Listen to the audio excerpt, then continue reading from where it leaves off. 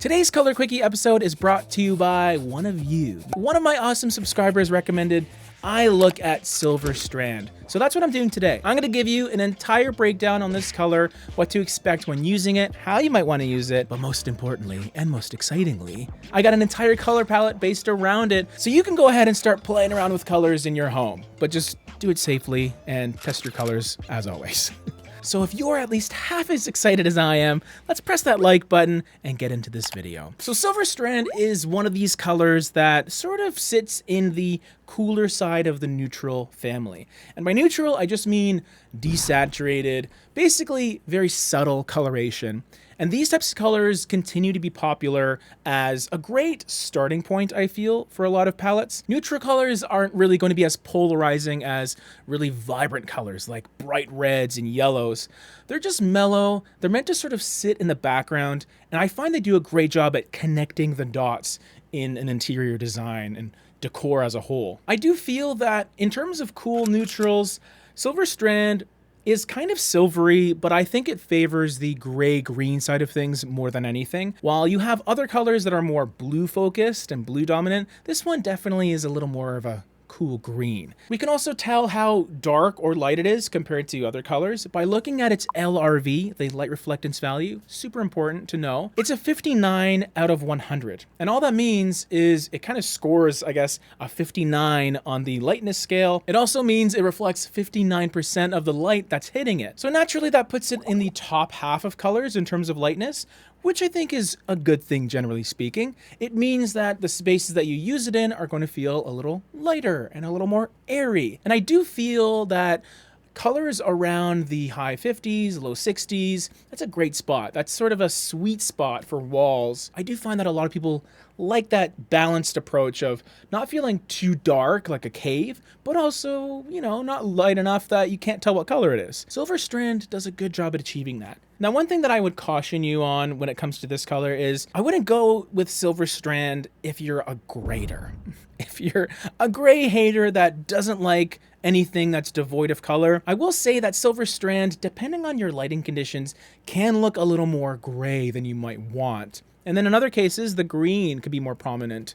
So it really does depend on what you're looking for. But I will say that if you have a firm understanding of what you're getting yourself into here, and you kind of like a sort of toned down green-gray look, then this could be the perfect color for you. I did, however, make a point to incorporate more saturated colors in the palette itself. So there won't be any gray on gray on gray here. Maybe green on green a little bit. But my first building block of this color scheme is pairing number one, which is natural linen. A very, very popular color, an extremely comfortable color. Like, it's one that I sort of rely on quite a bit within the warm, light, neutral category. If someone is trying to move away from gray, but they're still not ready for full-on saturations and bright color hues, natural linen is kind of a good starting point. It has a decent amount of richness with a 66 LRV, so not a whole lot lighter than Silver Strand, but instead of gray-green, you're getting this very light beige, slightly brown, sandy color. And I think the two of them play off each other really well because they're neutral, so they're not super polarizing, maybe to some people, but they're completely different color hues. And there is this loose tie to, I guess, plant life in a way, because at their core, you have green and brown kind of working together. Or even a really muted, desaturated palm tree. You got the bark and the leaves. I don't know. Personally, I would use these colors in different rooms. They can absolutely intermingle in the same room, but just the way I'm putting this together, I would have a Silver Strand room and a natural linen room, or I would pick one as the main color in the hallways and things like that, and then have the other as a secondary color, or even a co-primary color. That's a better way of thinking about it. The second color would be a secondary color, but it was actually the #1 color for Sherwin Williams in 2022, and that's Evergreen Fog. Of course, their former color of the year. It's a beautiful mid-tone green. Sometimes it feels a little smoky to me. It can have a bit of a cool feeling.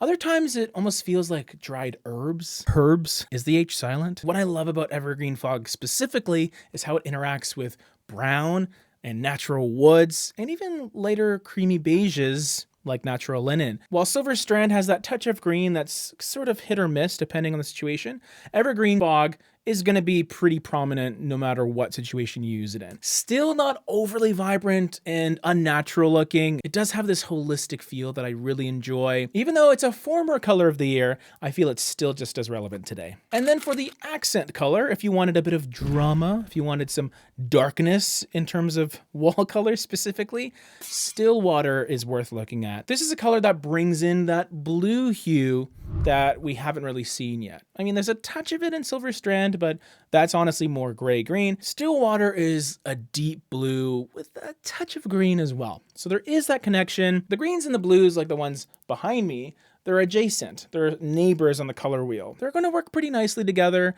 in the same space or even in different spaces. But of course, this being a 10 LRV color, it's very dark, very rich. So just keep that in mind. It's going to be extremely impactful in whatever space you use it in. I wouldn't mind seeing it in an office or a studio setting like I'm in right now, a bedroom if you really like those darker colors in the place that you sleep.